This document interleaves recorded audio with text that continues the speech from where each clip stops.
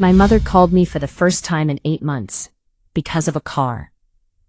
Not because of the wedding she didn't attend. Not because of the dress she never saw. Not because of the vows I spoke in a garden full of people who actually loved me.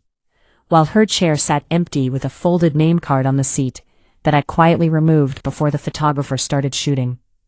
Because of a car. I let her call go to voicemail.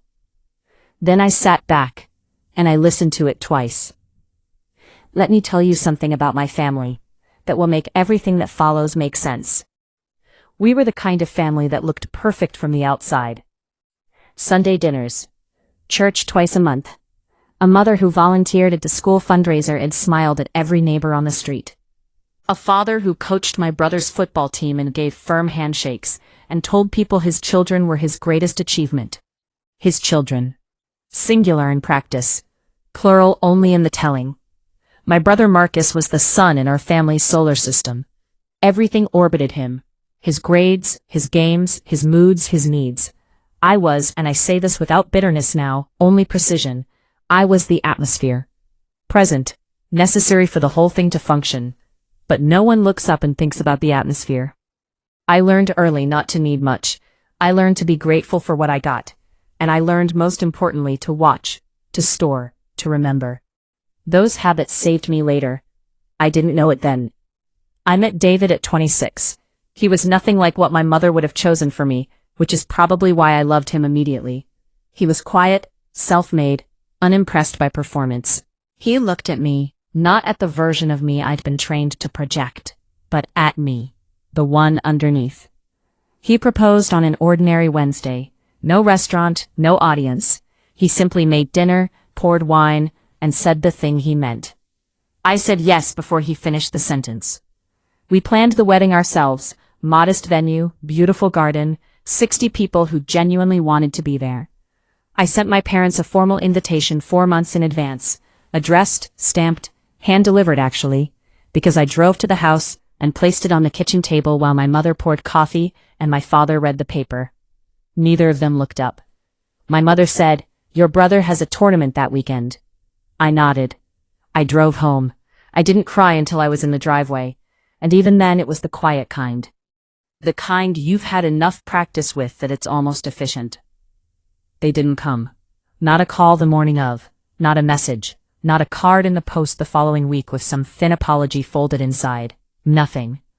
The day came and went and my parents were 4 hours away, watching Marcus play football on a grass field, while I stood in a garden in the dress I'd chosen alone, and married the best person I'd ever met. Surrounded by people who clapped like they meant it. David squeezed my hand at the altar. He knew. He always knew without me having to explain. That squeeze said, "I see what this cost you. And I'm here." I held it together. I always hold it together. What followed was 18 months of silence that I did not break. People assume that when a family wound like that occurs, the wronged person eventually reaches out, eventually softens, eventually decides that family is family, and makes the call but makes everything awkward and unresolved, but technically resumed. I did not make that call. I had spent 30 years reaching across distances I hadn't created. I was done. David and I built our life with a quiet and deliberate kind of joy. He had started a logistics consultancy the year before we met. Small, focused, exhaustingly competent. I had spent 7 years in corporate finance and understood numbers the way some people understand music. Instinctively, structurally, in patterns most people can't hear. I came on board formally, 18 months after our wedding. We worked well together. We always had. The company grew. We didn't announce it. We didn't post milestones or celebrate publicly. We just worked. Quietly and without an audience, the same way I had always done everything that actually mattered. By year 2, the company had revenues that would have surprised people who knew us when. By year 3, David surprised me on our anniversary. He drove me to a dealership. He had done the research. He knew what I'd looked at online. Late at night, the way you look at things you've decided you don't deserve yet. A Porsche, midnight blue, the kind of car that doesn't announce itself loudly, but simply arrives, and everyone in the vicinity somehow knows. "You've earned this," he said, several times over. I stood in the dealership for a long moment. I thought about my mother's kitchen, the untouched invitation on the table, her eyes on her coffee cup. I bought the car. I am not someone who posts on social media habitually. My accounts are quiet, occasional. I don't document meals or holidays or ordinary Tuesdays. But the day I drove that car home, something in me made a decision. I took one photograph. Just one. Early evening light, the car parked outside our house. Nothing staged, nothing filtered. I wrote no caption. I tagged the location as home. I posted it. And then I went inside and made dinner. My phone screen stayed face down on the counter all evening. David noticed. He raised an eyebrow. I shook my head slightly. Nothing, I said. He let it go. That's one of the things I love about him most. My mother called at 11:14 the following morning. I know the exact time because I watched her name appear on my screen, and I did not move for 4 rings. I watched it the way you watch a thing you've been waiting for without admitting you were waiting. I didn't answer. She left a voicemail. I listened to it once while standing at the kitchen window with a cup of tea going cold in my hand.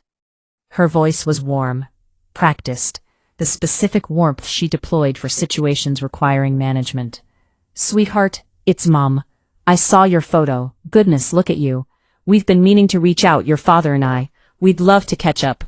There's actually a family thing we've been wanting to talk to you about. Nothing serious. Marcus is, well, we'd love to have you over. Can we do Sunday? A proper family dinner, the 4 of us.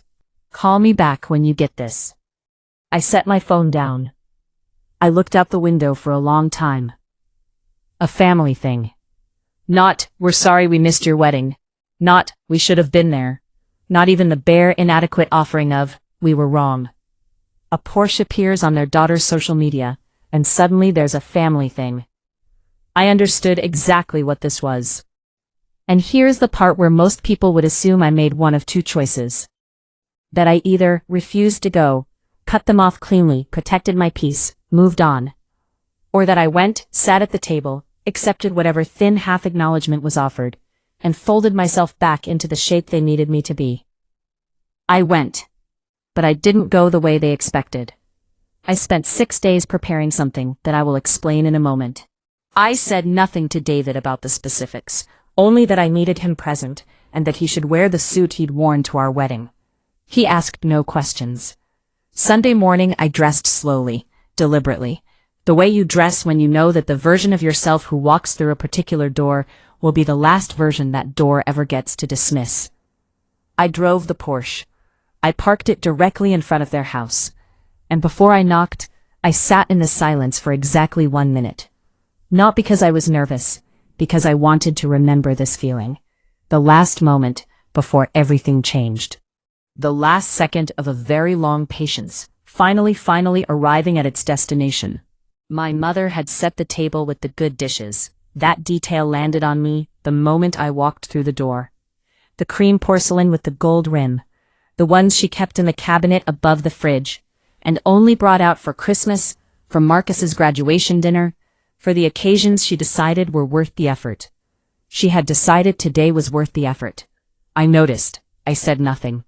The house smelled exactly as it always had. Roast chicken, fabric softener, the faint trace of my father's aftershave drifting from the hallway. Some smells bypass your reasoning completely and go straight to something older, something younger, some version of you that still believed this place was safe. I let the feeling surface. Then, I let it pass. My father appeared from the living room. He looked older than I remembered, which unsettled me more than I expected. He opened his arms, and I stepped into the hug, and it was warm, and it was real, and it meant absolutely nothing about what he had done. Both things were true. I held both things. You look well, he said, stepping back, studying me the way parents do, when they're trying to calculate how much ground they've lost. I am well, I said. Marcus was already at the table. He looked up from his phone and nodded. Marcus, who my parents had driven 4 hours to watch play football on the day I got married. Marcus, who had not texted me a single word since.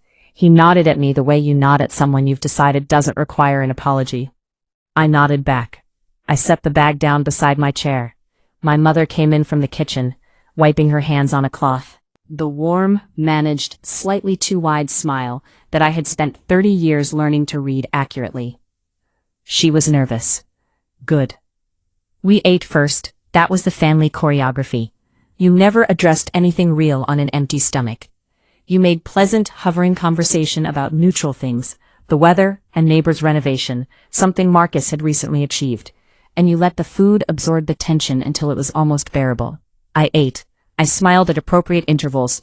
I asked my father about his back, which had been troubling him for years. I listened to his answer. I was perfectly present, perfectly composed, and I watched my mother, watching the bag beside my chair. She glanced at it 3 times during the main course. A soft, structured tote, the kind that could hold documents, or gifts, or nothing in particular. She couldn't tell which. That uncertainty was doing exactly the work I needed it to do. My father cleared the plates, my mother poured tea, and then came the particular quality of silence that signals a family is about to attempt something difficult. She opened with my name. "We're glad you came," she said. "We've missed you." I wrapped my hands around the mug. "It's been a while," I said. She nodded, pressed forward. "We know things have been distant between us, and we want to fix that. That's why we wanted to sit down together." I waited. She reached across and touched my hand briefly. "We saw your photo.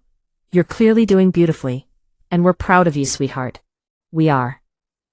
The midnight blue Porsche parked in front of our home had done in one evening what 8 months of silence, 1 missed wedding, and 30 years of being the invisible child had not managed to do. It had made me visible. I looked at her hand on mine. "Are you proud of me?" I asked, quietly. No edge in my voice, genuine curiosity. "Of course," she said, immediately, reflexively. "Since the photo," I said, "or before." The table went very still. My father cleared his throat. Marcus looked up from his tea. My mother's hand withdrew slowly. "That's not fair," she said, and her voice had shifted now, the warmth thinning at the edges. "I'm not trying to be unfair," I said. "I'm trying to understand something. I sent you an invitation to my wedding 4 months in advance. I put it on this table." I gestured, briefly, at the surface in front of us. "And you didn't come, you didn't call, you didn't send a card. Not before, not on the day, not after. 8 months passed, and now I'm here." "Marcus had," my father started. "I know what Marcus had," I said. "I know exactly what Marcus had." The gentleness in my voice was not a performance. "That's the thing I need you to understand. I wasn't performing composure. I had simply been sitting with this truth for long enough that it no longer burned when I held it. I'm not here to relitigate that," I continued. "I'm here because you asked me to come, and because I have something to say." I reached into the bag. What I placed on the table was not a weapon. It was not a document exposing a secret, or an evidence file built for destruction. Those are the things people imagine when they expect revenge to be dramatic. This was quieter than that. It was a photograph album, hardcover, navy linen. The kind you order from a professional printer when you want something to last. I slid it across the table toward my mother. She opened it slowly. The first page was our wedding. David and I at the altar, his hand holding mine, the garden lit gold behind us. 60 people in the frame, if you looked closely. Friends, colleagues, David's family, who had flown from 3 different countries to be there. 60 people. And 2 empty chairs in the 3rd row, with name cards on the seats. I had asked the photographer to capture that. She understood, without me explaining why. My mother's hand pressed flat against the page. I let her sit with it. I turned to the next section for her. The reception, David's mother dancing, our first meal as a married couple, the speeches, the cake, the look on David's face during my vows, which the photographer had caught from an angle none of us had planned, and which was the single most private and precious image I owned.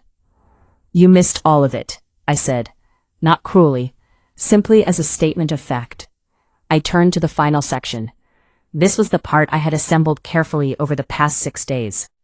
It was documentation, but not the cold, legal kind.